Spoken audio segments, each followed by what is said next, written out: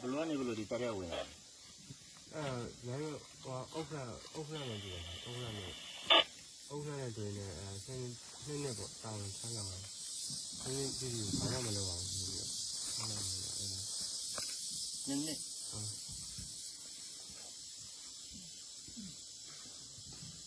ပတ်စင်ဘလောက်ပတ်စင်6တယ်လို့မြို့သာပတ်စင်6ထဲမှာဆိုတော့နည်းနည်းရှိတယ်ဘယ်လိုပတ်စင်6ကဒီနေ့တော့မရှိဘူးလေဒီနေ့တော့မရှိဘူးနည်းနည်းကလည်းဘယ်လိုကြည့်လို့ကြားထဲမှာနေနေလဲနည်းနည်းကခုမှစားဝင်တယ်နည်းနည်းဟုတ်ခုမှတမနည်းနည်းဟုတ်နည်းနည်းတမနည်းနည်းကိုခုမှစားပြီးတော့ဝင်အခုကငန်းကားတဲ့ဘယ်လိုရောက်อ่ะ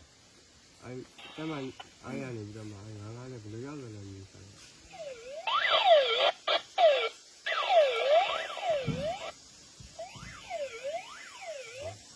ဆက်ပြီးဖြစ်အောင်ပြော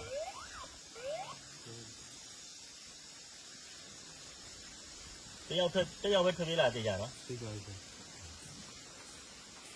မင်းမင်းလေးနေကြတယ်ပြောလာတယ်နော်ဟုတ်လားပြောနေလာတယ်လမ်းမမိလားဒါလည်းရုံးနေတယ်ဆိုတော့ဝေးတော်လေးညောင်းရတယ်ဘယ်လိုများလဲတောင်းတက်တယ်နိုင်ဟိုလမ်းရောက်နေလမ်းရောက်တက်တယ်ညာဟုတ်တောင်းတက်တယ်ကြောက်ပြီးတော့တုံးတဲ့ရေဆိုတော့အထက်ထက်ပြီးရေကိုတော်လေးမြင်တယ်အကျက်ပဲကျဲပါရှိခင်းနေရှိလားခင်းအဲဒီရှိလားခင်းစားပါလားဟုတ်ကဲ့